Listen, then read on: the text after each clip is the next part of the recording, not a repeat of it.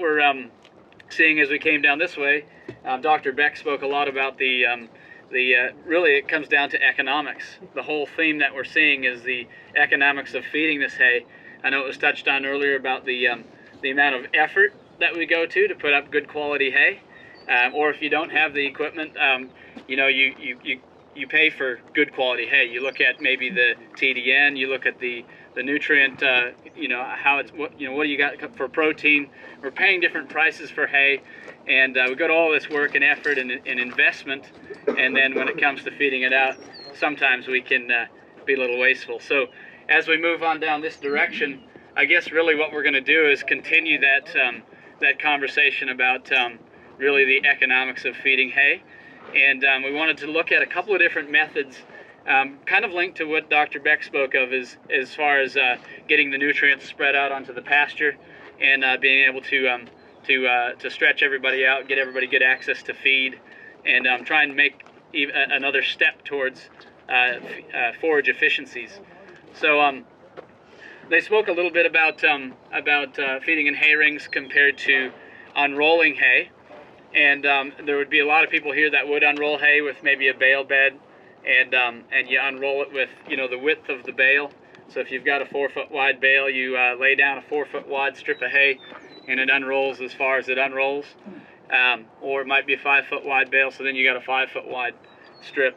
Part of the presentation, I guess, today is we want to introduce what might not exactly be a new style of feeding, but it's entirely different. And I think you guys will find it very interesting to watch the reaction of the livestock in relation to the way we feed it. So we've got a couple of pieces of equipment here to help us demonstrate it. And what we're doing really differently is obviously different from a hay ring in terms of being able to spread it out into the pasture instead of compounding all those nutrients into a single area and growing pigweeds, as Dr. Beck taught us. But what we're going to do is show it where we're actually stringing it out into the pasture, but instead of unrolling it in a 4-foot wide or a 5-foot wide strip, where a lot of that wastage comes in because, well, we all know the reaction of our boss cows. They follow you, and they're always looking for the best part of the bale, and then there's a lot of, you know, they're walking right up the red carpet, you might say. They're standing on it, crapping on it, peeing on it, and then using it for bedding. So we want to try and avoid that, and one thing that has really helped that is being able to take that windrow and just stretch it out.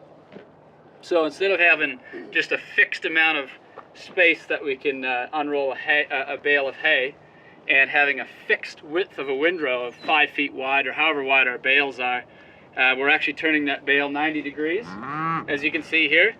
And we're just gently teasing that hay and fluffing it up to make it nice and palatable and pull it off the bale, but we're dropping it into maybe, let's say, an 18-inch windrow. So what we'll see, Angus here is he's come all the way over here from a little country you maybe didn't even know it existed. It's called New Zealand. So meet Angus. He's gonna be running the tractor, and he's gonna run out there and show us how it works. But essentially what we're going to do is try and make a slightly taller and a much narrower windrow that gives us more quote-unquote bunk space. So you give everybody access, especially as they spoke of when we're calving. Got young calves around, if we can string them out, it keeps things a little safer, and then it gives everyone equal access to feed, so that it's not just your boss cows that are getting the best part of that bale. A couple things to pay attention to when Angus is feeding it out is to look at, number one, the windrow, obviously going to be much narrower, but then we'll watch the cattle's reaction to instead of walking right up on top of the hay. It's not to say they don't step on it, but they tend to walk next to it, and then when they find the spot where they want to eat, you just watch them, and they turn and they go down and they eat. And so I think what's really contributing to a lot of these reducing the waste factors, which there's a handout I think that maybe you all got. We built a little calculator, and it's all based off of a comparison of different feeding methods using some of the findings that Dr. Lallman's had, some of the findings that Dr. Beck's found, and then some other studies from University of Georgia, and then also the University of Alberta, Canada. So let's have some fun. Let's go see some of the equipment run, and we'll pay attention to how these cows react to it. We did feed out here last night at about 5 o'clock. We fed right along these 2 temporary fences. And so I think what we'll do to start with is we'll go out there and we'll take a look at what's left over. We can string it out just as though we would when we're unrolling it with, say, a bale bed. We can string it out just in the middle of the pasture. Otherwise, another factor that helps with wastage is to utilize a temporary fence or even a fixed fence. But temporary works well, which we're going to have some demonstrations on that later. But the one advantage that it does is when you can string a windrow real close to the fence line, they can really only get at it from one side, so they're not going to be standing on it. It just reduces the opportunity for them to trample it into the ground. So take a look at the ground, see there's a little wastage left over. They've done some sorting, but we're gonna watch Angus as he goes up and feeds along this fence line. A couple different ways you can do it. If you can go inside the pen and feed right along the right along the inside of the fence line, or if you have a temporary fence like this, I think Angus is going to show us. But you can actually hang the side chute over top of the wire and just drop it right inside, so you're not even opening any gates. You're just feeding along from the outside. So as you can see, what's happening here is he's just gently teasing the hay off. Works a little different than a traditional flail type processor. Instead of chopping up the hay and beating it to bits, we're just being a little bit more gentle with it and trying to just tease it off, pull it off the hay bale without pulverizing it. Some of the reactions of the cattle, they tend to stand at it more perpendicular, so it's like they're eating out of a bunk. Obviously it keeps a lot less trampling off of the hay. Take a look at the windrow here. When you look at this hay, one thing that machine's doing a little differently than a traditional flail type processor is we're not chopping the hay. In some cases chopping is good. A lot of cases, if we have average to good quality hay, we want to keep it long stem for the reasons that Dr. Lallman spoke about, as far as being able to, if we can keep the hay in the digestive tract longer, it gives the good bugs, the microbial activity is much higher and longer. So it helps them to capture and absorb more nutrition from the feed. So we've put a lot of time and effort into the hay that we're putting it up. Let's help these cows get everything we can out of it. So part of that is just keeping it long stem. I think, could you tell us a little bit about that study that you've done on long stem? Do you mind giving us a little? What impact does chopping or even grinding hay have on digestibility and feed intake? It's interesting, the more you process it, the more they eat. Kind of makes sense. But the more you process it, the less they digest. So kind of offsetting factors there. Chopped hay, 2 to 6 inches, you'd have 3 to 4% reduction in digestibility. Ground hay would be more in the neighborhood of 5 to 6% reduction in digestibility. So that's kind of that in a nutshell, Lance. Last night we fed about very similar size windrow right along the same side to these exact same batch of cows. So you can look at the ground to see what's left over. They have done some sorting and left some stems behind. But with that machine, you do have a lot of control over the size and the makeup of the windrow, because you've got rotor speed that's actually spinning the bale and pulling the hay off. You can control that hydraulically. You've also got the amount of pressure that you squeeze that bale up against those rotors. You've got that control hydraulically, and then of course you've got ground speed. When I'm feeding out like he's doing here, just out in the middle of a pasture, I tend to want to string it out in a longer windrow, so I'll just increase my ground speed a bit and get that windrow much narrower. And because part of the reason is when you watch the reaction of those cattle, when they come along to a windrow like this, if it's in the middle of a pasture, this is getting pretty thick, and they will actually tend to stand on it a bit. Whereas if you have a much narrower one, they won't. They tend to look at it and they almost come up to it like a bunk, and they eat it and move on. Have you ever fed it just in a pile, stop, pull ahead 10, 20 feet and do it again? Yes, we have done that, and it's a little bit more like the results of feeding with an unprotected bale. They will tend to want to walk in it and stand in a little bit more. Even just in a pile? Even just in a pile. They'll tend to stand around it, but still you get some that will, because there's an excess amount of feed just right there, they tend to be a little bit more wasteful. So if you give them, a mouthful and a mouthful and a mouthful, and you just string it out, they tend to just want to clean up what's right there and then move on. There's a set of integrated hidden bale spears inside this machine.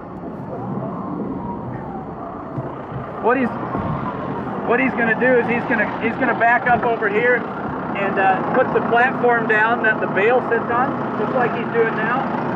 Put that platform all the way down, which triggers a little lever, and when he sets the machine down on the ground, it automatically detaches from the tractor. You don't have to unplug your hydraulics, you don't have to pull any levers, you don't have to do any, unhooking, it just unhooks itself. And then he pulls away and he's left with a set of integrated hidden bale spears that pull out of the machine, which then he goes and stabs his bale.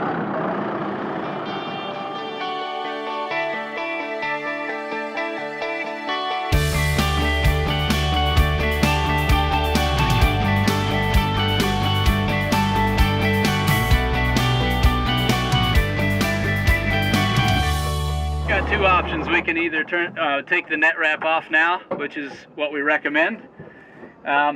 Sometimes, I shouldn't mention this, especially with Dr. Lallman looking at me, but if you want, you can leave the net wrap on, and this top rotor will actually tear it off. Most of it will end up on the rotor, which can easily be pulled off just by pulling these two latches and lowering this here. That comes out, you just slice that and pull it back off, but the problem with that is you do have the potential to drop some net wrap out in the pasture. And last I checked, cows were not invented to eat nylon, so better to take it off before, which we'll do. The way that to keep it long stem but yet fluff it up nice enough where it's good and palatable for them and easy to eat. It's got two rollers on here, as you can see, and they've both got teeth on them that are timed, and every time the bottom rotor goes around once, the top rotor spins around 3 times. So what happens is you get this activity where the bottom rotor is actually starting to unroll the bale, just like a typical bale unroller. But then the key to it is this top roller going 3 times faster is it's just gently teasing that hay apart. It's wanting to pull the hay off faster than it's unrolling. So that's what really fluffs it up and puts it back into that raked windrow texture, and it just comes over the edge and falls down. This here is an optional side chute that just allows you to direct the hay a little bit more directly into a specific spot. So as we leave here, which will be right now, he'll set this down, and you'll see what he'll do is he'll slam back into this machine and then lift his table up, and it just locks everything in place back on his machine. And then he'll just drive out. We can follow him, and he'll do a little bit of bunk feed. And this really helps a lot for just giving you a little bit more clearance to feed into, if you're feeding hay into bunks. Is there any other questions before he fires up the tractor? If you wanted to do this on a smaller scale, let's say you don't have a massive operation just yet, how would you do that? She's asking if we wanted to feed this way in a smaller operation. Yeah, you don't have a lot of. Are you thinking not a lot of land to spread it? Well, not a lot of cattle to invest in. Oh, sure. Yeah. So one thing that would help with that is we've built an economies of scale. Basically, it's a calculator that allows you to plug in the number of cows that you have, and how much hay you're feeding, and how many days your hay feeding season is. And what it does is it helps you could actually plug in either the cost of the hay ring, or you could plug in the cost of the machine.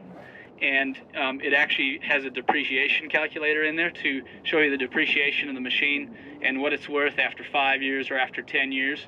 And that actually is figured all into the expense of feeding the hay, and then it just spits out a number at the bottom, and it allows you to compare that to, you know, maybe the really cheap bale ring, or maybe the smarter bale ring, or something like this, or maybe a flail type processor, or a hay unroller like was spoke of before.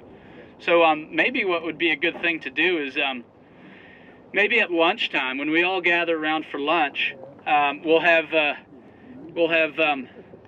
dedicated person. Not sure who that is yet, but we'll have them come around, and if you want, you can sign up for. We'll send you the calculator that calculates all that out for this whole project, and you can plug in and do the numbers for yourself.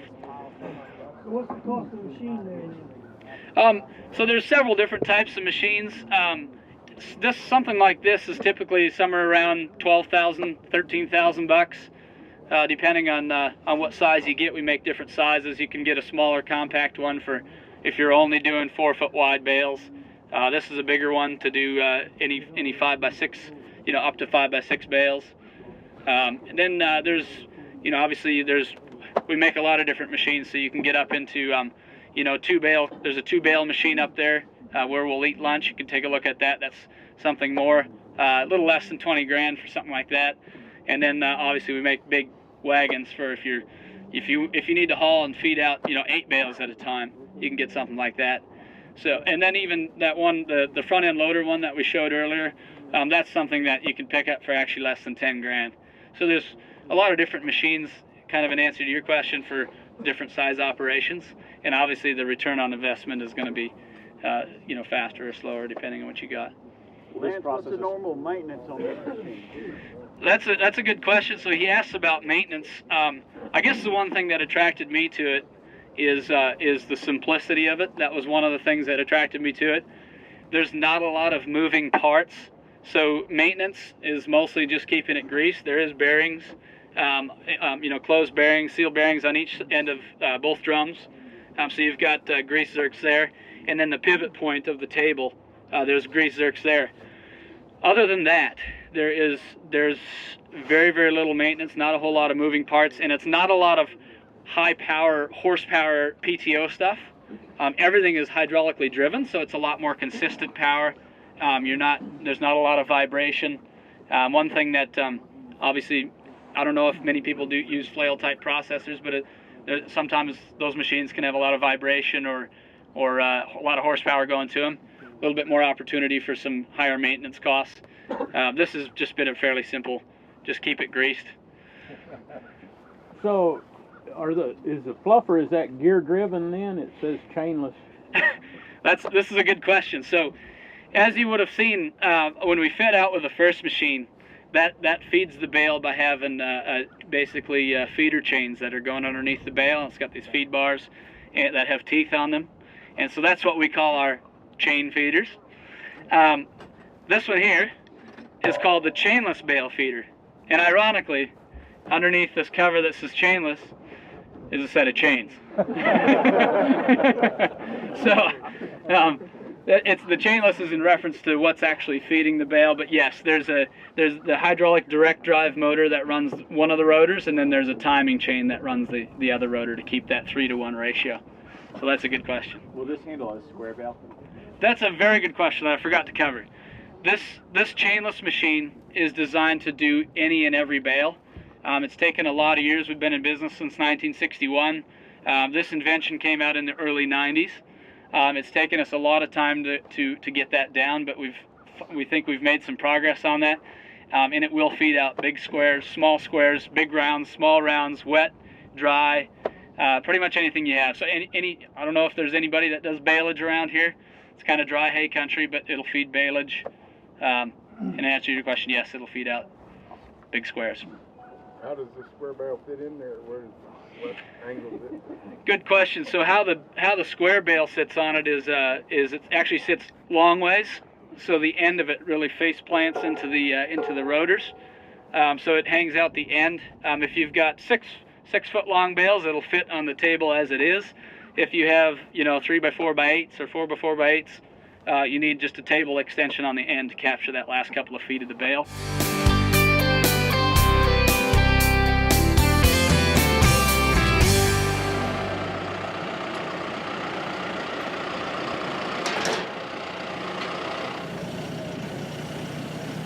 This one here, same thing, except this one actually